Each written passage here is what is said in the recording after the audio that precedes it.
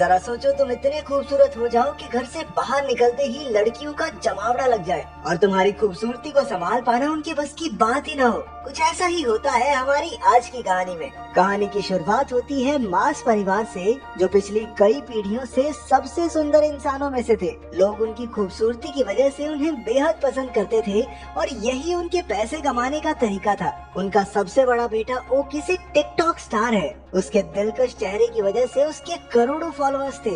इसके अलावा वो आम लड़कों की लड़कियों से सेटिंग करवाने में भी मदद करता था। उसका बाप पार्कर भी अपने समय में हद से ज्यादा खूबसूरत था, जो आए दिन लड़कियों का दिल तोड़ता था। उसने 1200 से ज्यादा लड़कियों को डेट किया था और आखिरकार उसे अपने बच्चों की माँ मिल गई। उसकी माँ भी काफी खूबसूरत थी, लेकिन थोड़ा आदमियों की तरह। अबे इसकी तो मूछें भी हैं। उनका छोटा बेटा कुलीन घर में सबसे ज्यादा सुंदर है। पूरे परिवार को अपनी खूबसूरती पर नाज था, लेकिन कुलीन चाहता था कि वो एक आम जिंदगी गुजारे। वो अक्सर सोचता था कि अगर वो थोड़ा कम सुंदर होता तो हर बार बाहर निकलने पर उसके पीछे लड़कियों की भीड़ ना पड़ती। उसके सुंदर चेहरे की एक झलक देखते ही लड़कियां पागल सी हो जाती। किसी की नाक से खून बहता तो कोई अपने बाल नोचकर इधर उधर कूदने लग जाती। नतीजा ये हुआ कि कुलीन की आज तक किसी लड़की से बात तक नहीं हो पाई थी। वो ज्यादा बाहर नहीं जाता था और अब तक घर से ही पढ़ रहा था। कुलीन के पास अपनी मछली के अलावा बात करने के लिए कोई भी नहीं था। वो अकेला ही पत्ते खेलते हुए मछली से बातें करता रहता। उसके इस बर्ताव से उसके परिवार को काफी चिंता हो रही थी। ओकिस कई बार उसे सुंदर लड़कियों की तस्वीरें दिखाकर पंप देता कि जा भाई, दुनिया में लड़की लड़की पटा, क्या कर रहा है तू। लेकिन कुलीन कहने लगा कि उसे एक ऐसी लड़की चाहिए जिसे उसकी सुंदरता से फर्क ही न पड़ता हो। वो चाहता था कि लड़कियां उसके दिल के लिए उसे पसंद करें। जब कोई तरकीब काम नहीं आई तो परिवार वालों ने एक नया तरीका सोचा। उन्होंने गरीब होने का नाटक करने का प्लान बनाया ताकि वो कुलीन को स्कूल जाने पर मजबूर कर सके। एक रात जब कुलीन पानी पीने उठा तो उसने अपने माँ बाप को बात करते सुना कि अब से वो लोग नाश्ते में सिर्फ अंडे खाया करेंगे ताकि कुलीन को घर से पढ़ाने के पैसे जमा हो सके। ये सुनकर उसे काफी पछतावा हुआ और अगली सुबह उसने स्कूल जाकर पढ़ने का फैसला किया। ये सुनकर पूरा परिवार खुशी से नाचने लगा, लेकिन फिर कुलीन ने कहा कि मैं तो सिर्फ लड़कों के स्कूल में जाऊंगा। बाकी सबका मूड थोड़ा खराब हुआ, लेकिन फिर भी वो मान गए कि कम से कम घर से बाहर तो निकलेगा ये। स्कूल के पहले दिन ओकिस उसे बाइक पर छोड़ने गया, लेकिन बाइक से उतरकर भी कुलीन हेलमेट पहनकर ही चला गया। उसने पूरा दिन हेलमेट पहनने की सोची ताकि किसी का ध्यान उसकी खूबसूरती पर ना जाए, लेकिन हुआ एकदम उल्टा, क्योंकि हेलमेट की वजह से सारे बच्चे उसे ही देखने लगे। उसे परेशान करने सिडी नाम का एक लड़का और उसके चेले आ गए। जब टीचर आई तो उसने कुलीन को हेलमेट उतारने को कहा। ना चाहते हुए भी कुलीन को अपना हेलमेट उतारना पड़ा और सबने उसका दिलकश चेहरा देख लिया। इसके बाद तो टीचर सीधा हॉस्पिटल में पहुंच गई, क्योंकि कुलीन को देखते ही उसकी सांसें थम गई थी। कुलीन सीधा घर की ओर भागा, लेकिन बदमाश लड़कों ने उसे रास्ते में ही पकड़ लिया। उसे स्टोर रूम में लाकर वो लोग सुपर हीरोज की तरह अपनी पहचान बताने लगे।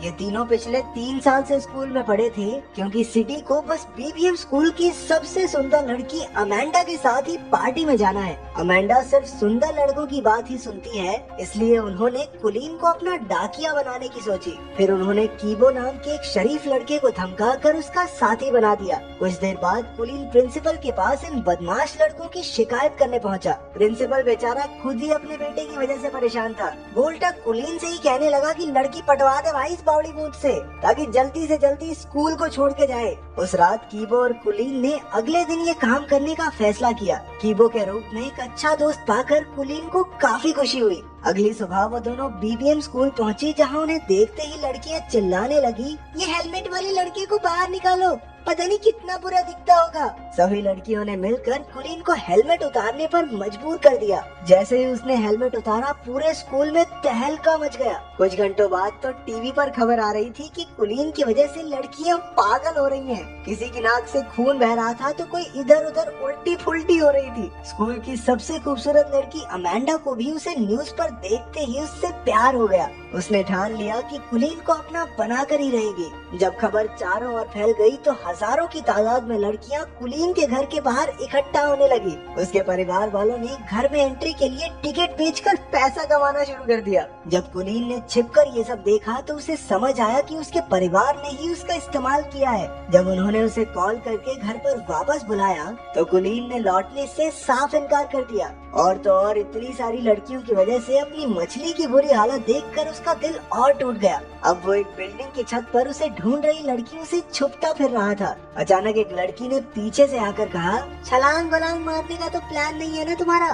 कुलीन हैरान होकर उसे देखने लगा क्योंकि वो पहली लड़की थी जो उसे देखकर बेहोश नहीं हुई। उसे देखकर कुलीन के दिल की धड़कन बढ़ने लगी और वो कुछ बोल तक नहीं पाया। इसके बाद वो लड़की भी कुछ नहीं बोली और वहाँ से चली गई। कुछ देर बाद वो कीबो के घर रात गुजारने पहुँचा। कीबो और उसकी दादी ने उसका काफी ख्याल रखा। कीबो के कमरे में कुछ बहुत ही रेयर कार्ड्स को देखकर वो काफी खुश हुआ क्योंकि उसे भी ऐसे कार्ड्स कलेक्ट करने का शौक था। अगले दिन दोनों छत वाली लड़की को ढूंढने लड़कियों के स्कूल में गए। वहाँ पर उनकी मुलाकात अमेंडा से हो गई जिसे उन्होंने सिटी का खत दे दिया। अमेंडा कुलीन की खूबसूरती से फर्क न पड़ने का नाटक करने लगी, लेकिन जैसे ही वो गया अमेंडा की नाक से भी खून निकलने लगा। कुलीन को सीढ़ियों पर वो लड़की फिर से दिखी, लेकिन अपने आसपास लड़कियों के झुंड की वजह से वो उससे बात नहीं कर पाया। अगले कुछ दिनों तक कुलीन और कीबो साथ रहे और दोनों में गहरी दोस्ती हो गई। अगले दिन कीबो कुलीन को फुटबॉल देखने साथ ले गया, जहां वो अक्सर रेरे नाम की लड़की से मिलने जाता था।